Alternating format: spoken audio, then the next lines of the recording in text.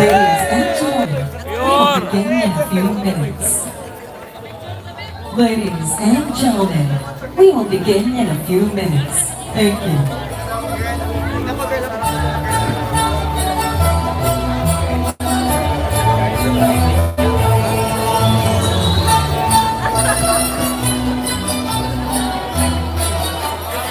Honorable Zhao Shuzhen, Consulate General of the People's Republic of China in Davao City. Honorable Daddy Faisal bin Ahmed Saleh, Consulate General of Malaysia. Regional Directors and Representatives of National Government Agencies. 21st Davao City Councilors, Deputy Mayors, Attorney Francis Mark Layog, Davao City Administrator, Davao City Department Heads, Davao City Chinatown Development Council, Tourism Council of Davao City, Security Clusters, fellow government workers, kamong mga natin at skilled na ko karong gabi on ha. Mayang gabi sa inyong tanan.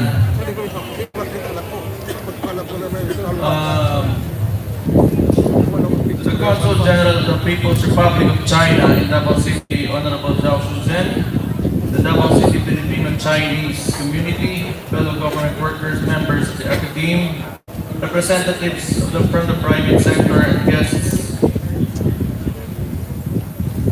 If you do not know, kibaw pa mo kanatong panahon, we have been trading with China pre-colonial Philippines. So kanatong panahon, diya sa Zamboanga, naanay trade between China ug ang mga karaang tribo diya, mga tawso, mga kasagaran diya sa Zamboanga. Naanatay exchanges, culture, exchanges of whatever tanan of people. But antod karon na agyapon, but you never see the Chinese people attempt to colonize ang Pilipinas.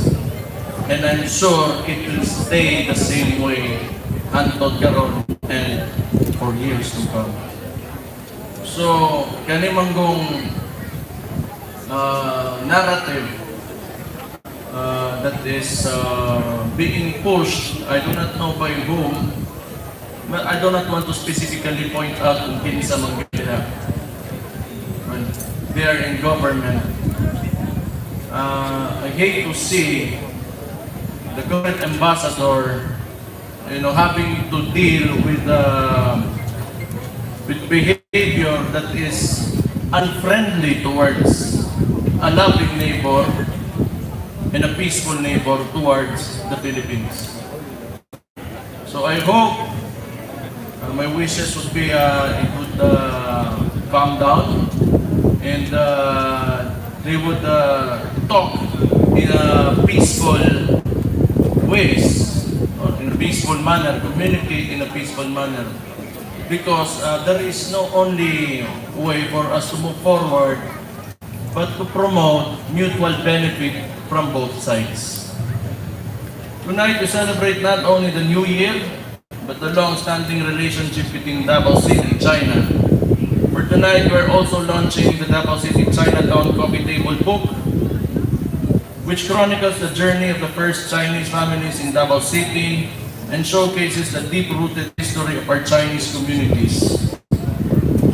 And as we stand on Bukana Bridge tonight, kining tulay nga atong ginatungtungan karong ginagamit ginaagian, gihatag ni sa tuwa sa Sina nga libre watay gigasto mo na itong timanan.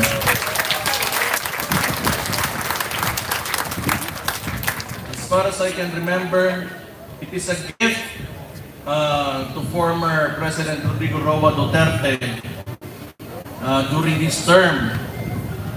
Regalo ni China siya siyang birthday ko, no? That is how they packaged it, but ultimately it is for the Davaoenos. So, swerte ta, natagaan ta, kailangan mapasalamaton ta, and we have to remember that China is a friend. they are neighbors. Dili na to gustong silingan nga kaaway nimo. Kaya ang silingan tuol kay na sa imo ba. Kamo ganahan ba mo nga inyong silingan kalaban ninyo, paggawas ninyo magdilibakay mo. Kung sige mag-away, mo nang dili na to gusto. And in fact, we benefit from China in terms of our economy.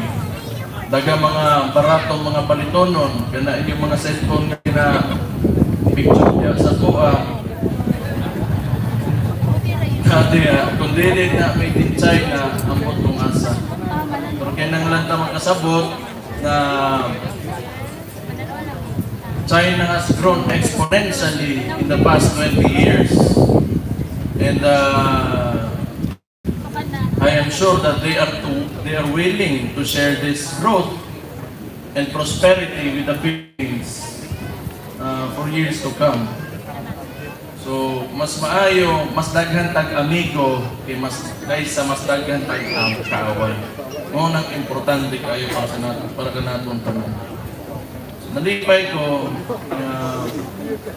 well, there is sa Davao, assimilated namang yun ang Chinese, o mga Dabawin niyo, pati ang mga tribo. Panahon bitaw sa Kadayawan, araw ng Davao, naapon na sila diha, mga Chinese, ang mga tribo. Ang mga migrants kaniya itong panahon, kita mga Bisaya, mga Bulanod, daghan kayo, na po yung mga Ilocano, Ilonggo. So kaning Davao is a melting pot of different cultures. So again, akong ingnon, we have strength in our diversity. Mao kining nagapakusog sa tuwa, kay sa lahi-lahi na itong kultura o kagikan, diha ta makuha o kusog. Basta ang importante ay ang pagkakiusa o tinabangay. O nun, ganahan kayo na kung gibalik-balik, pagkuran ako man ng eleksyon, medyo opposition pa sa administrasyon karon, ginakalaban ta nila, pero asa man ta karon, naalang gihapon ta, Dabawenyo, gabarog lang gihapon ta, o wa ta nila matumba.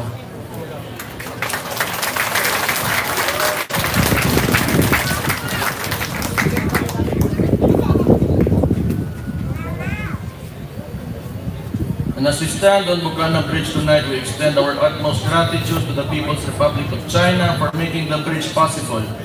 Bukana Bridge serves as a vital part of the Davao City Coastal Road Network and the city government's goal towards modernization and infrastructure development. It stands as a monumental reminder and a symbol of the friendship between China and Davao City. Thank you. Salamat. This 2026, welcome the year of the fire horse. Like its dynamic and high energy attributes, we too must also be courageous, spirited, and bold in pursuing our goals and aspirations for the year. May this new year fill us with hope and abundance as we continue to build stronger communities for a more prosperous future ahead.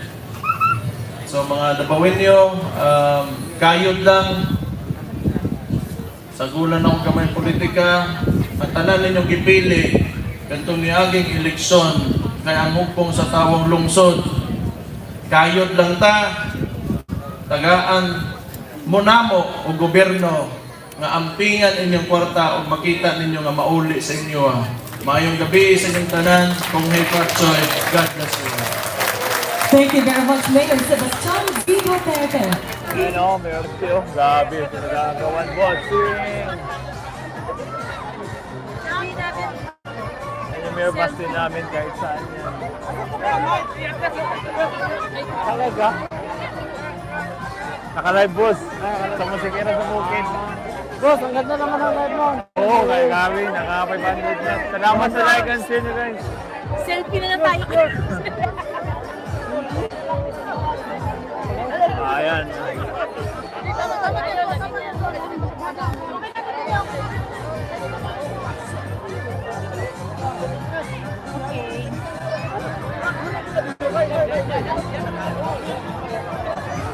Ayan.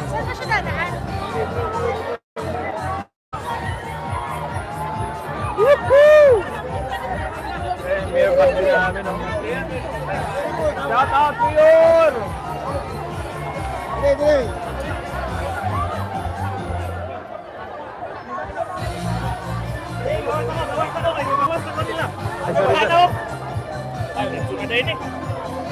Hulihin ang ano. Hulihin ang makaharap ko. Huhulihin ang harang.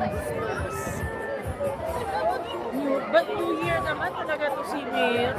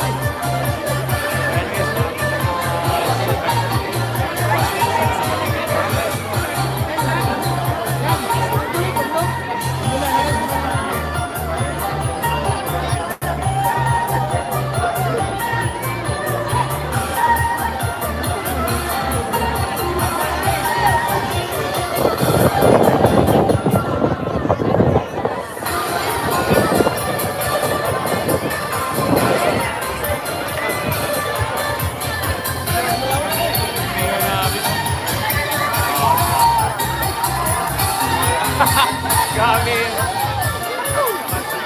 Kami.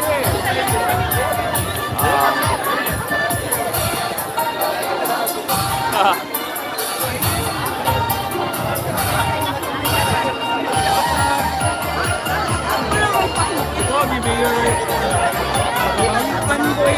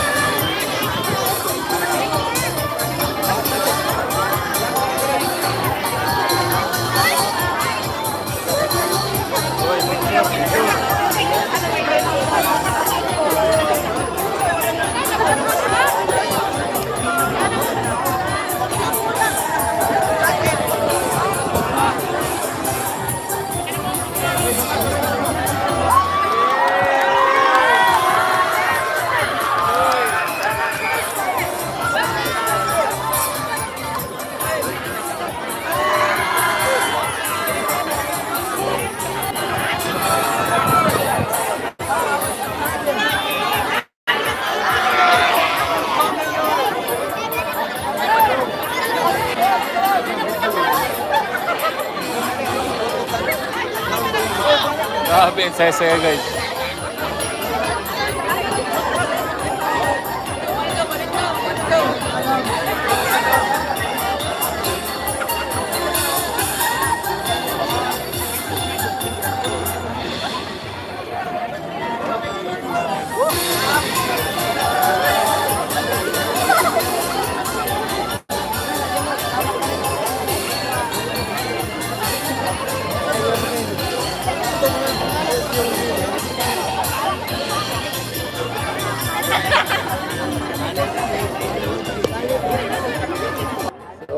ayun guys, doon nagtatapos yung pailaw dito guys sa Bukana Bridge kung saan grabe kinamayan lahat ng mga tao dito guys. Oh,